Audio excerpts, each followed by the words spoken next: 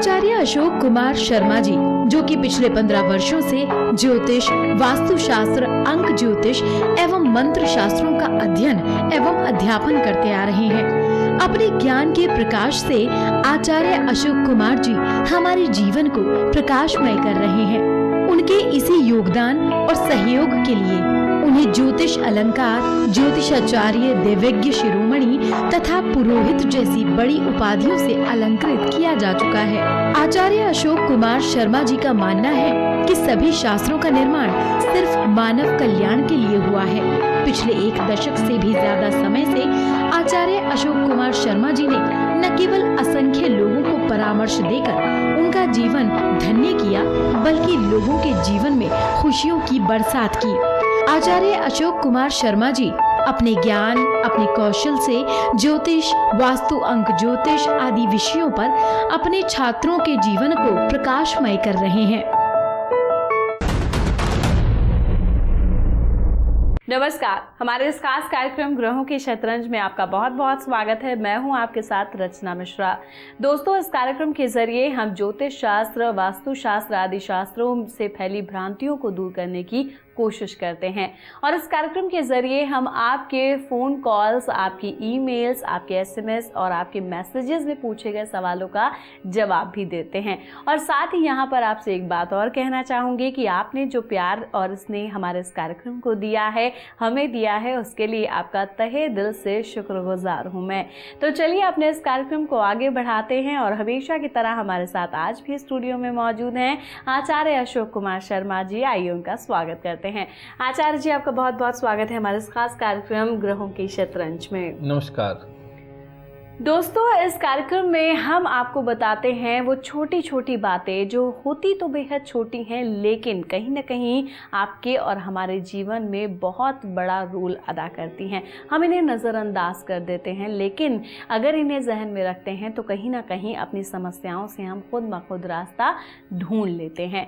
और दूसरी बात, एक बात यहाँ पर और बताना चाहूँगी कि जो भ्रांतियाँ हमारे दिल में, हमारे दिमाग में घूमती रहती हैं, तो उन भ्रांतियों को भी दूर करने कि जो हमारी प्राथमिकता है वो यही है कि उन भ्रांतियों को जड़ से ख़त्म कर दिया जाए। तो चलिए अपने इस कार्यक्रम का आगाज़ करते हैं। और पिछले एपिसोड में जिस तरीके से हमने मंत्रों की बात की थी, तो उसी क्रम को आगे बढ़ाते हुए हम आगे बढ़ते हैं पहले सवाल की ओर। आचार्य जी, आपसे जानना चाहेंगे, मंत्रों की हमने बात की थी कि मंत्र का उच्चारण मुहूर्त देखकर करना चाहिए या नहीं। तो आपने ये कहा था कि सकाम अगर पूजा करना चाहते हैं तो आपको जो है नियमों का पालन करना चाहिए, लेकिन अगर आप निष्काम भाव से भगवान की पूजा अर्चना करना चाहते हैं तो किसी भी तरह के नियम की जो ज़रूरत होती है वो नहीं होती। आज आपसे जानना चाहेंगे, मैं ही नहीं बहुत से लोग आपसे जानना चाहते हैं कि मंत्रों का उच्चारण करते समय सही मायने में हमें कौन कौन से नियमों का जो पालन है वो करना चाहिए, जिससे हम अपनी पूजा को और भी सार्थक कर सकें और उसका जो पुण्य फल है वो हमें प्राप्त हो सके। देखिए, सर्वप्रथम तो आपको ये जानना पड़ेगा कि आप कौन सा मंत्र का उच्चारण कर रहे हैं और किस कारण से कर रहे हैं। अगर आपकी कोई सकाम पूजा है तो पहले तो आपको ये पता कराना पड़ेगा आपकी कुंडली के अनुसार आप दिखा रहे हैं किसी से, या किसी ने आपको ऐसे ही बताया है। ये जिससे भी आप जानकारी प्राप्त कर रहे हो उसी व्यक्ति से उस मंत्र के बारे में आप पूरी की पूरी जानकारी ले सकते हो। किस मंत्र का मुझे अनुष्ठान किस प्रकार से करना है, इसकी जप प्रक्रिया कैसी होगी, मुझे कौन सी माला का इसमें जो है मुझे इसको लेनी चाहिए, मेरा आसन कैसा होगा, वो समय अवधि कौन सी होगी जिस समय मुझे पूजा अर्चना करनी है, उसमें फिर मुझे पंचोपचार से उस जो यंत्र वगैरह मैं स्थापित करूँगा उसका पंचोपचार से पूजन करना है मुझे, या षोडशोपचार से पूजन करना है, मुझे विनियोग कैसे करना होगा, मुझे संकल्प किस प्रकार से लेना है। अगर आप 1.25 लाख मंत्रों का जाप कर रहे हैं तो वो कैसे मैं यथाशक्ति मेरी जितनी हिम्मत है मैं उतनी ही जाप रोजाना करूंगा, या आप कोई एक संख्या लेते हैं कि रोजाना मैं 5 या 10 माला रोजाना जाप करूंगा। तो ये सारी की सारी जो विधि है, जिस भी व्यक्ति से आप जो है कंसल्ट कर रहे हो, जिस व्यक्ति ने आपको बताया, वो आपको सारी की सारी उसके बारे में जानकारी देगा। कोई एक नियम जो है सभी मंत्रों के लिए जो लागू हो सकता है, उसके लिए मैं कहूँगा कि किसी मंत्र का अगर हमने जाप करना है तो सर्वप्रथम हमें संकल्प लेना चाहिए। संकल्प लेने के बाद में हमें आसन का रखना है। आसन के बाद में हमें जिस भी देवी देवता के मंत्रों का जाप कर रहे हैं उसको हमारे सामने पटरे पर हमें उसे स्थापित करना है। वो यंत्र हो सकता है, किसी देवता की मूर्ति भी हो सकती है। उसको आधार मान करके फिर आप सबसे सर्वप्रथम जो है वो विनियोग जो है आचमन करेंगे। प्राणायाम करेंगे, उसके बाद में विनियोग करेंगे, उसके बाद मंत्र का जाप शुरू करेंगे। मंत्र आदि का जाप पूर्ण होने के बाद जो है आप जल का अभिषेक करेंगे। और हमेशा ये भी बात मैं आपको बताना चाहूँगा कि यस्मिन स्थाने जपम कर्त्वा सकरो हरति तत् जपम। बहुत सारे लोग कहते हैं कि हमने लाखों जो है मंत्रों का जाप कर लिया है, इतनी संख्या हमने कर ली, लेकिन उसके बावजूद भी हमें फल नहीं मिला। इसके पीछे बहुत सारे कारण हैं, छोटे छोटे गुड़ रहस्य जो है वो मंत्र शास्त्र में हमें मिलते हैं कि जिस स्थान पे बैठ कर के व्यक्ति किसी मंत्र का जाप किया करता है और वहाँ की मिट्टी का अगर वो तिलक नहीं लगाता तो जितना भी जप किया था उसके सारे के सारे फल को जो भगवान इंद्र जो हैं वो ग्रहणित कर लेते हैं, स्वीकार कर लेते हैं, व्यक्ति को कुछ भी नहीं मिलता। ये धर्म सिंधु के अंदर जो है इसका विचार मिलता है हमें। उसी प्रकार से किस उंगली से करना है, गोमुखी में करना है। हमने उस समय भी एक प्रोग्राम के तहत बताया था कि जाप करते हुए हमेशा जाप करने की 3 प्रकार की जो है अवस्थाएं हुआ करती हैं। तो कौन से समय हम कर रहे हैं? प्रातः नाभोक्रम धर्त्वा मध्याह्नरधि संसितम सायं जपति नासागरे जपस्तु त्रिविधि स्मृतम। अर्थात अगर प्रातः आप सुबह जाप कर रहे हैं तो आपका जो हाथ है वो आपके नाभि के सामने होना चाहिए, फिर दोपहर में करें तो हृदय के सामने होना चाहिए, और सायं कर रहे हो तो आपकी नासिका के आगे आपका हाथ होना चाहिए। तो इस प्रकार से बहुत सारे नियम हैं। उन नियमों के तहत अगर आप जाप कर रहे हैं, हर चीज़ का अगर आप ध्यान रख करके अगर आप जाप की प्रक्रिया में बैठते हैं और जितनी संख्या आपको बताई गई है उतनी संख्या अगर आप निश्चित समय में करते हैं तो ये 100% सत्य बात है कि जो भी फल आपने मांगा था, जो भी आपकी मनोकामना थी, वो परिपूर्ण रूप से जो है वो पूरी होगी और जो भी समस्या और संकट थे वो आपके दूर हो जाएंगे। जी, तो अगर आप सही नियमों का पालन करते हैं जिस तरीके से आचार्य जी ने बताया है, तो आप नियमों का अगर सही तरीके से उचित तरीके से पालन करते हैं तो आपके मंत्र न सिर्फ आपको शुभ फलदायी होंगे बल्कि आपके जीवन की दिशा और दशा दोनों ही बदल देंगे। क्योंकि मंत्रों में वाकई वो शक्ति होती है जो हमारी थोड़ी सी पूजा अर्चना करने के बाद ही हमें फल प्रदान करती है। तो मंत्रों का उच्चारण करते समय हमें नियमों का पालन करना बेहद ही ज़रूरी होता है। चलिए आगे बढ़ते अपने अगले सवाल की ओर। आचार्य जी आपसे पूछना चाहूँगी मैं यहाँ पर, मालाओं का जिक्र बहुत होता है हमारे जब हम पूजा अर्चना करते हैं या मंत्र का जाप करते हैं या जाप बार बार करते हैं, तो मालाओं की अगर बात करें तो क्या लगता है कि अलग अलग मंत्रों के लिए अलग अलग मालाओं का प्रयोग किया जाता है? अगर हाँ तो क्यों होता है ऐसा? देखिए, इसके पीछे एक तो कारण है कि देवताओं को जो वनस्पति बहुत पसंद है उस वनस्पति से संबंधित अगर माला बनाई जाए तो कहीं ना कहीं हम देवता के और सानिध्य में आ जाएंगे। इस कारण से भी हम कहते हैं कि प्रत्येक जो हमारे 9 ग्रहों के लिए भी अलग अलग प्रकार की मालाओं का विचार किया गया।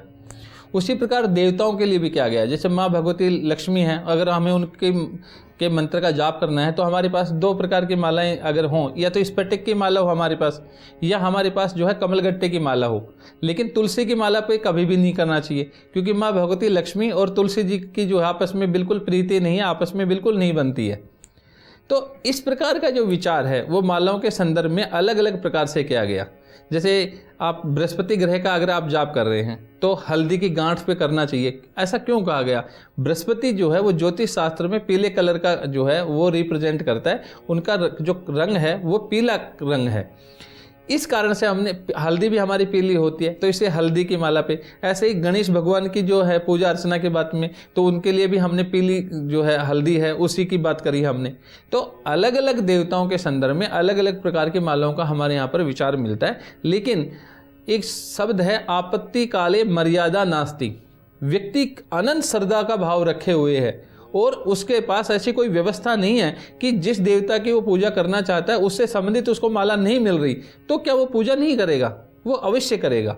ऐसे में अगर उसको रुद्राक्ष की माला मिल जाए तो रुद्राक्ष की माला पे आप सभी देवी देवताओं को, चाहे आपके 9 के 9 ग्रह हैं, चाहे किसी भी देवी देवता है, किसी के भी आप पूजा आराधना जो है वो आप रुद्राक्ष की माला के ऊपर कर सकते हैं। और जहाँ तक संभव हो कि अगर किसी देवता की पूजा कर रहे हैं या किसी ग्रह की तो उससे संबंधित ही अगर हमें माला मिल जाए तो उसी पे करना चाहिए।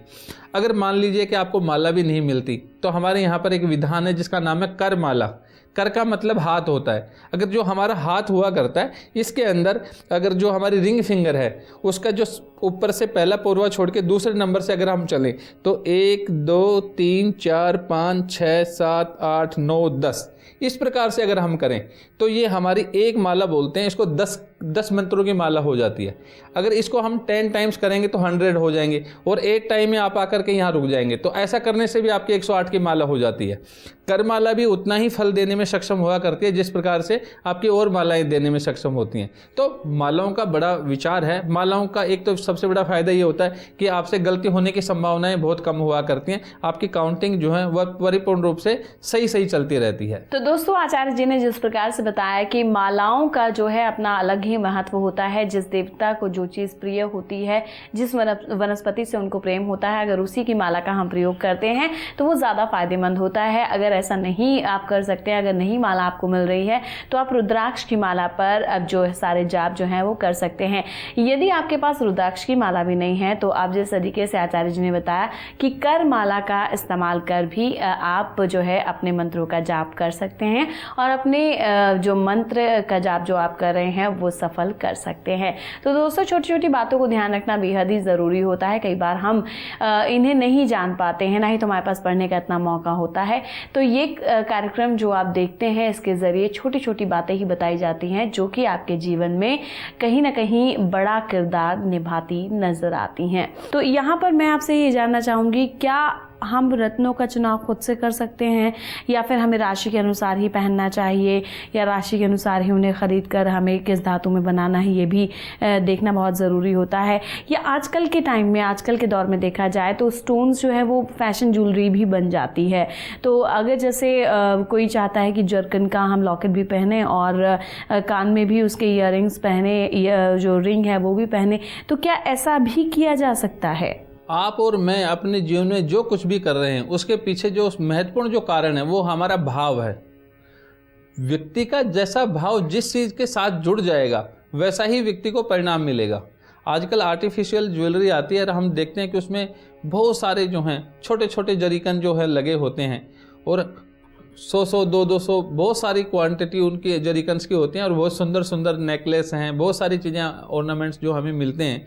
लेकिन इनको आप उपायों के संदर्भ में आप अप्लाई नहीं कर सकते। ये वास्तव में एक आभूषण के रूप में व्यक्ति को सुंदरता प्रदान करने के अलावा उपाय के संदर्भ में किसी प्रकार से कोई काम नहीं लिया जा सकता। इनको आभूषण के रूप में आप उनको पहन सकते हो, लेकिन अगर आप उपाय के संदर्भ में पहनना चाहते हैं तो उसके लिए हमने पहले भी बात की थी कि 3 चीज़ें हैं। आप चाहे तो रतन को अपनी अंगूठी में पहन सकते हैं, आप अपनी बाजू में बांध सकते हैं, या आप अपने गले में पहन सकते हैं। अगर यहाँ पर किसी लॉकेट के अंदर बनवा करके शुभ मुहूर्त के अंदर उसकी प्राण प्रतिष्ठा करवा करके और बाद में अगर आप उसको पहनते हैं और साथ में वो जो भी आपने जेम स्टोन बनाया वो आपकी त्वचा को स्पर्श करना चाहिए। स्पर्श मात्र से तन सिद्धि। जैसे ही आपको तन को, आपके शरीर की त्वचा को जैसे ही जो है जेम स्टोन टच करेगा, उसी कारण से वो कहीं न कहीं आपके शरीर में व्याप्त जो भी रश्मियाँ कमजोर थी उनके अंदर एक संतुलन पैदा करता है। इसी कारण से जेम स्टोन जो है वो अपना फल दिखाने में सक्षम हुआ करते हैं। तो ज्वेलरी के रूप में तो हम इसको ऐसे नहीं लेंगे, लेकिन क्योंकि उपाय के संदर्भ में हमें उसे लेना चाहिए। तो 3 चीज़ें हैं, चाहे तो आप अंगूठी में उसको बनवा सकते हैं, साथ में चाहे आप अपनी बाजू में उसको धारण कर सकते हैं, या अपने गले में भी लॉकेट के रूप में आप उसको धारण कर सकते हैं, लेकिन वो आपकी त्वचा से स्पर्श जरूर होना चाहिए। लेकिन आभूषण के आधार पर किसी प्रकार का उपाय होता हो, मुझे ऐसा नहीं लगता कि आभूषण में अगर हमने बनवा लिए हैं और इससे कोई उपाय हो जाएगा, ऐसी संभावना नहीं लगती जी। तो जो है अपनी जिस तरह से आजकल फैशन के दौर में लोग धारण कर लेते हैं तो उससे कोई फ़र्क नहीं पड़ता है, क्योंकि वो एक आभूषण मात्र होता है जिससे आपकी जो है कोई भी आपके ऊपर जो है उसका प्रतिकूल प्रभाव पड़ता नज़र नहीं आता है। आगे भी इस चर्चा को आगे बढ़ाएंगे, लेकिन फ़िलहाल यहाँ पर रुकेंगे एक छोटे से ब्रेक के लिए। ब्रेक के बाद भी आप लगातार देखते रहिए हमारा ख़ास कार्यक्रम ग्रहों की शतरंज। मेरे जीवन में ज्योतिष और वास्तु का बहुत ही महत्व रहता है, क्योंकि कुछ समय पहले मैं अपने पारिवारिक जीवन से कुछ समस्याओं के कारण बहुत ही परेशान और निराश हो गया था। जब से मैं इस इंस्टीट्यूट में आया हूँ तब से मैंने सीखा है और 1 साल तक मैं इसको लगातार सीखते रहा। सीखने के बाद मैंने खुद ही इन चीज़ों का कुछ बहुत सारे उपाय किए जिससे मुझे बहुत फ़ायदा हुआ। मैं यहाँ पर 1 साल मुझे लगभग पढ़ते पढ़ते हो गया है। मैंने अब ये फैसला किया है कि मैं इसको अपना एक प्रोफेशनल रिटायरमेंट के बाद इसको एक प्रोफेशनली अपनाऊंगा और गुरुजी के मार्गदर्शन में मैं लोगों का भला करूंगा। मैं गुरुजी से 4 साल से कनेक्टेड हूँ और इनका जो पढ़ाने का ढंग है वो सिंपल वे में एक आराम से समझ आ जाता है। इनके पास में आके मैंने इतना सिंपल वे से सीखा, जो कि एक रट्टाफिकेशन थी वो मेरी ख़त्म हो गई। जो हमारे गुरुवर हैं श्री अशोक कुमार जी, उनके बारे में तो तारीफ़ करना तो ये समझिए कि सूरज को दीपक दिखाने वाली बात है। यदि ब्राह्मणों के कर्म को आगे बढ़ाना है तो ऐसे गुरुजनों का होना बड़ा ही आवश्यक और बड़ा ही ज़रूरी है। अगर ऐसे गुरुवर सभी को भी मिल जाए तो मैं ये कह रहा हूँ कि जो हमारी वैदिक संस्कृति है, जिसे हम ज्योतिष वास्तु कहते हैं, उसको आगे बढ़ाने में बहुत ज़्यादा सहायता मिलेगी। जो चीज़ उन्होंने एक बार किसी को पढ़ा दिया और समझा दिया, वो दिमाग से कभी निकलता ही नहीं है। वो ऐसे बैठ जाता है मान लो जैसे पता नहीं कितने पुराने टाइम से उन्होंने पढ़ रखा हो। उनका पढ़ाने का तरीका ही बिल्कुल अलग है। हमारा पता है institute of Vastu astrology and gemology, C118, first floor, Palam व्यापार केंद्र मार्केट, पालम विहार, गुड़गांव 122017। हमारे फोन नंबर्स हैं 0124407383, 9971743292, 9810155145। हमारी ईमेल आईडी है grahokishshatranj@gmail.com। हमारी वेबसाइट है www.iwag.com। ब्रेक के बाद आप सभी का स्वागत है। आप देख रहे हैं हमारा खास कार्यक्रम ग्रहों की शतरंज। दोस्तों, हम लगातार बात कर रहे हैं ज्योतिष शास्त्र से जुड़ी हुई चीज़ों के बारे में, रत्न शास्त्र के बारे में। अब हम यहाँ पर बात करते हैं एक ऐसे अहम टॉपिक की जिसके लिए आजकल हर कोई परेशान रहता है। ज़्यादातर लोग अब इसका जो सामना जो है समस्या का कर रहे हैं। जी हाँ, वो है संतानहीनता। तो चलिए इस बारे में आचार्य जी के पास चलते हैं और उनसे एक सवाल करते हैं। आचार्य जी, आपसे जानना चाहेंगे ज्योतिष शास्त्र के अनुसार संतानहीनता के पीछे क्या कुछ कारण हो सकते हैं, आप हमारे दर्शकों को बताएं, क्योंकि बहुत से ऐसे दर्शक हैं जिन्होंने हमसे ये सवाल जो है वो पूछा है। ज्योतिष शास्त्र के अनुसार कोई भी कारण नहीं है। वास्तव में देखा जाए तो मनुष्य का अपना ही जो कर्म है वही उसके सामने आया करता है। ज्योतिष शास्त्र ये बतलाने में सक्षम जरूर है कि जन्म पत्री के अंदर अगर इस प्रकार की ग्रह स्थिति होगी तो संतानहीनता के योग जो है बना करते हैं। हमारे यहाँ पर ज़्यादातर देखा जाए तो जिन लोगों के भी संतान नहीं हुआ करती या होकर नष्ट होने के योग हो जाती है, तो ऐसी परिस्थितियों में कहीं न कहीं श्राप दोषों की बात की गई है। ये 5-6 प्रकार के श्राप हैं। अगर उनमें से कोई भी अगर कुंडली के अंदर व्याप्त है तो ऐसे में संतान नहीं होती। अगर हो भी जाती है तो नष्ट होने की संभावनाएं हुआ करती हैं। ये प्रारब्ध कर्मों के वशीभूत बनने वाले योग हैं। इसमें हमारे यहाँ पर ब्राह्मण का श्राप है, माता का श्राप है, सर्प श्राप दोष है, ऐसे ही पिता का श्राप भी है।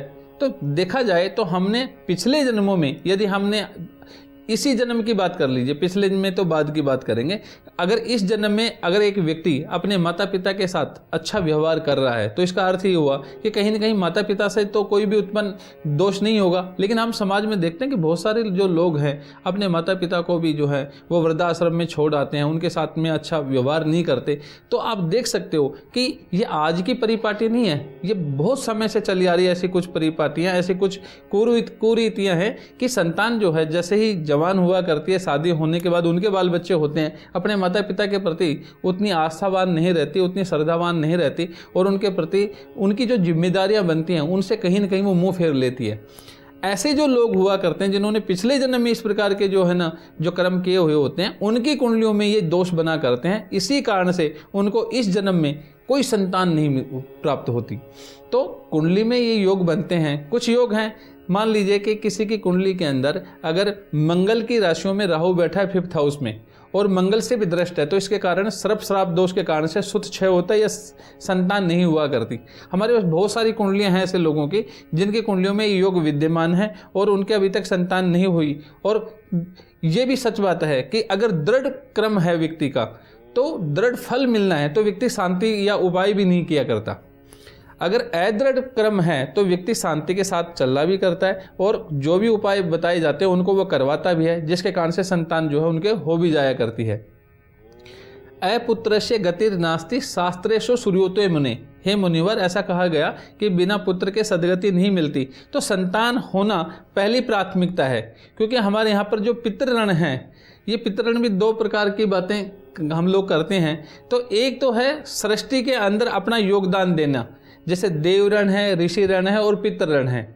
तो जैसे ही व्यक्ति के संतान उत्पन्न हुई और उसने जैसे ही पिता ने अपने संतान का मुख देखा, उसी क्षण वो जो है पितर से विमुक्त हो जाता है। लेकिन अगर किसी की कुंडली में सर्प शाप दोष है या और प्रकार के दोष हैं तो उनके कारण से संतान नहीं होती।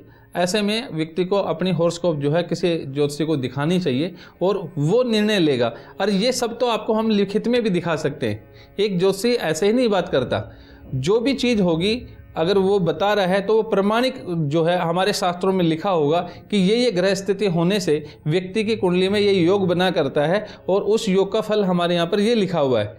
तो संतानहीनता के योगों के पीछे एक प्रमुख जो कारण है वो है श्राप। तो आपकी कुंडली में कौन से श्राप हैं जिनके कारण से आपके संतान नहीं हुई, तो उसके लिए आपको किसी ज्योतिषी को दिखाना चाहिए। अगर श्राप दोष नहीं है तो छोटी मोटी रेमेडीज करने के बाद भी आपके संतान हो जाया करती है, या मेडिकली भी अगर हम जो है थोड़ा ट्रीटमेंट लेते हैं तब भी हो जाया करती है।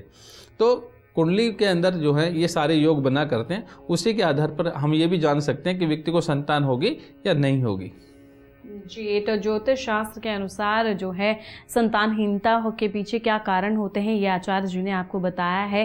तो ये जो छोटी छोटी बातें हैं काफ़ी महत्वपूर्ण हमारी लाइफ में रहती हैं। और चलिए अपने अगले सवाल की ओर बढ़ते हैं। आज के युग में, आजकल के समय में देखा जाता है आचार्य जी कि आमदनी बेहद कम होती है, खर्चा बेहद ही ज़्यादा होता है। एक आम आदमी कि आर्थिक स्थिति जो है वो बेहद ही कमज़ोर हो जाती है परिवार की ज़रूरतों को पूरा करते करते। तो ऐसा कौन सा उपाय है ज्योतिष शास्त्र के अनुसार जिससे वो अपनी आर्थिक स्थिति को सबल बना सके और अपनी पहचान को कायम कर सके और अपनी ज़रूरतों को जो है वो पूरा कर सके? देखिए, यदि अगर व्यक्ति के पास अपनी जन्म पत्री है तो उस जन्म पत्री के आधार पर ही बहुत सारे जो हैं नियम बनते हैं और जिन ग्रहों की दशांतरसाएँ, जिस प्रकार के बाधक ग्रहों की स्थिति हैं, उनसे संबंधित अगर हम उपाय करें तो हम अपनी आर्थिक स्थिति को थोड़ा सबल कर सकते हैं। लेकिन किसी की जन्म पत्री नहीं है तो ऐसे में व्यक्ति क्या करे? तो हमारे यहाँ पर जो हैं वो आर्थिक स्थिति के लिए 3 प्रकार की जो हैं विडंबनाएँ मिलती हैं। पहली है निर्धनता। व्यक्ति के पास धन हो और वो धन अचानक उसके हाथों से चला जाए, उसको हम निर्धन मानते हैं। दूसरी स्थिति है दरिद्रता। अगर व्यक्ति जो है वो जन्म से ही किसी प्रकार से देखा जाए तो आर्थिक रूप से संपन्न नहीं था, उसको हमने दरिद्र माना। एक तीसरी कैटेगरी और है हमारे पास, उसको हम बोलते हैं ऋणी अर्थात कर्जावान। कर्जावान व्यक्ति के घर में सारी सुख सुविधाएं हुआ करते हैं, लेकिन आजकल के संदर्भ में कहें तो EMI जो है हर महीने हमें देनी पड़ती है, लेकिन उसके घर में सभी सुख सुविधाएं हमें मिलेंगी। तो ऐसे जो लोग हैं वो क्या उपाय करें? अगर मान लो कोई व्यक्ति दरिद्री है तो ऐसे में उस व्यक्ति को महालक्ष्मी का यंत्र स्थापित करके और जो भी मंत्र है उसका कमलगट्टे की माला के द्वारा अगर आप 1.25 लाख उसका जाप करते हैं और उसका 10 हवन, 10 मार्जन, 10 तर्पण और 10 ब्राह्मण भोजन अगर आप करते हैं तो माँ भगवती की अनुकंपा से आपकी दरिद्रता दूर हुआ करती है और आपके घर में सुख शांति और पैसे की जो है बरकत होना शुरू हो जाती है।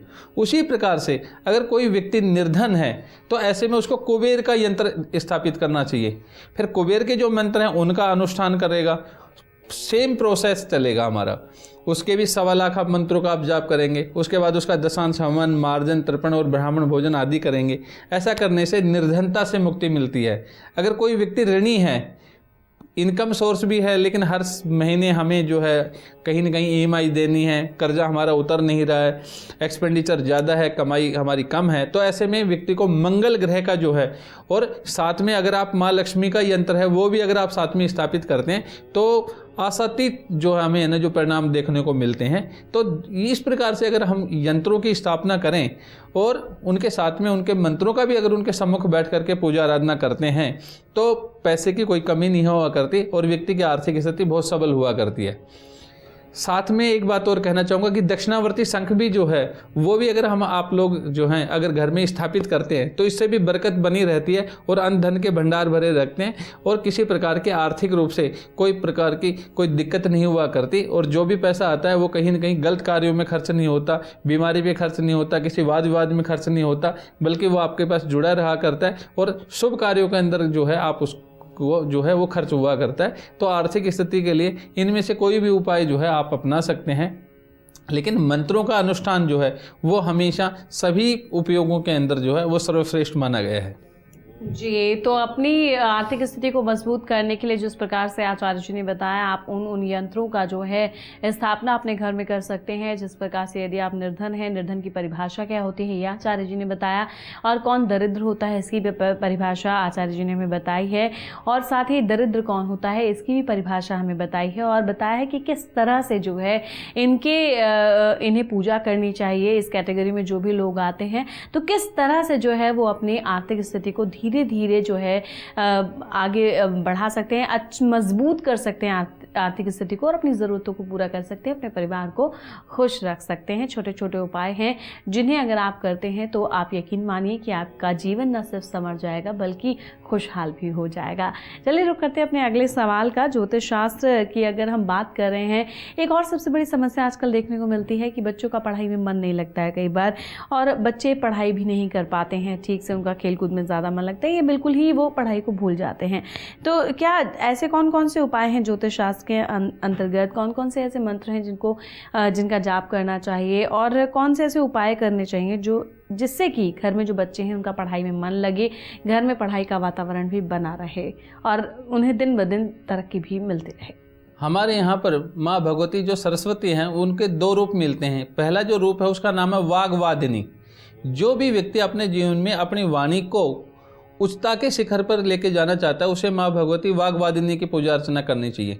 लेकिन जिनको शिक्षा के अंदर अगर आगे बढ़ना है, बुद्धिमत्ता की बात करें, तो वहाँ पर माँ सरस्वती की ही पूजा आराधना करनी चाहिए। जिनके भी बच्चे पढ़ने के अंदर ज़्यादा अच्छे नहीं हैं, उनकी स्मरण शक्ति इतनी अच्छी नहीं है, या खेल कूद में बहुत ज़्यादा रुचि लेते हैं, तो इन लोगों को दो प्रकार के उपाय अपनाने चाहिए। सरस्वती यंत्र को जो है वो शुभ मुहूर्त के अंदर अपने घर के अंदर उसको प्रतिष्ठा करनी चाहिए, और साथ में ओम माँ सरस्वती नमः जो मंत्र है उसका आप जो है जाप करना चाहिए, या वंदना भी है। जो भी आपको मिल जाए माँ सरस्वती का मंत्र, चाहे सूक्ष्म छोटे रूप में मिले चाहे बड़े रूप में। हमने पहले भी बात कही मंत्र के प्रोग्राम में कि कोई भी मंत्र छोटा या बड़ा नहीं हुआ करता। जो भी आप आसानी से उच्चारण कर सके, जिसको शुद्ध रूप से आप उच्चारण कर सके, उस मंत्र को आपको लेना चाहिए, और उस यंत्र के सामने बैठ करके कम से कम 1 या 2 माला पर डे आपको करना चाहिए। साथ में जिन बच्चों को अगर ऐसी परिस्थितियां हैं तो 2 5 मुखी रुद्राक्ष जो हैं वो भी जो है गले के अंदर जो है माँ सरस्वती का जो यंत्र है वो भोजपत्र पे छोटे रूप में बना करके ताबीज वगैरह में डालकर भी आप पहना सकते हैं। ऐसा करने से भी बच्चा खेल कूद में रुचि लेने के बावजूद भी थोड़े समय के लिए यदि पढ़ता है तो बच्चे की स्मरण शक्ति जो है वो बहुत तीव्र हुआ करती है, उसका कॉन्फिडेंस लेवल बहुत ज़्यादा बढ़ जाया करता है, और बच्चा पढ़ाई के अंदर बहुत ज़्यादा सफलता प्राप्त करने में सक्षम भी हो सकता है। जी, तो आचार्य जी ने जिस तरह से आपको बताए हैं उपाय, अगर आप इन उपायों को करते हैं तो आपके बच्चे को आप देखेंगे कि पढ़ता हुआ, और वो सारी चीज़ों से ध्यान हटाकर कहीं ना कहीं पढ़ाई में मन लगाने लग जाता है। और आपकी खुशियाँ जब आप अपने बच्चे को पढ़ते हुए देखते हैं, आगे बढ़ते हुए देखते हैं, तो आपके चेहरे की खुशी डबल हो जाती है। और यही हमारा मकसद है कि आपके चेहरे पर जो मुस्कान है उसे बनाए रखें, और जो मन में जो भ्रांतियाँ फैली हैं उनको हम दूर कर सकें। आचार्य जी, आप हमारे इस कार्यक्रम में शामिल हुए, हमारे दर्शकों को इतनी खूबसूरत जानकारी दी, उसके लिए आपका बहुत बहुत शुक्रिया। धन्यवाद। तो दोस्तों, ये थे आचार्य अशोक कुमार शर्मा जी, जिन्होंने बताया हमें कि किस तरह से अगर आर्थिक स्थिति कमज़ोर हो जाती है तो कैसे उसे सबल बनाना चाहिए, कौन कौन से उपाय हमें अपनाने चाहिए, और साथ ही उन्होंने हमें ये भी बताया कि अगर आपके बच्चे का पढ़ाई में मन नहीं लग रहा है तो कौन से उपाय करने चाहिए जिससे कि आपका बच्चा न सिर्फ पढ़ेगा बल्कि आगे भी बढ़ेगा। तो ये उपाय जो होते हैं देखने में छोटे होते हैं, सुनने में छोटे होते हैं, लेकिन जब आप करते हैं इन्हें तो ये एक बड़ा फल आपको देकर जाते हैं। अगर आप इन उपायों को हमेशा अपने जहन में रखते हैं तो यकीन मानिए कि आपकी ज़िंदगी न सिर्फ खुशहाल हो जाएगी बल्कि प्रगति की ओर बढ़ पड़ेगी। तो दोस्तों आज के इस कार्यक्रम में फिलहाल के लिए इतना ही। मुझे दीजिए इजाज़त। नमस्कार। यदि आप पंडित जी से कुंडली एवं वास्तु संबंधी परामर्श लेना चाहते हैं तो आप हमारे account number 680024252926, bank of Maharashtra, IFSC code MAHB001308 में 2100 रुपए जमा कराकर परामर्श ले सकते हैं।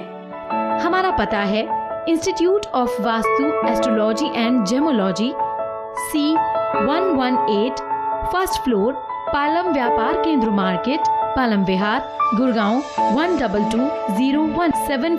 हमारे फोन नंबर्स हैं 0124407386 9971743292 9810155145। हमारी ईमेल आईडी है ग्रहों की शतरंज @gmail.com। हमारी वेबसाइट है www.iwag.com।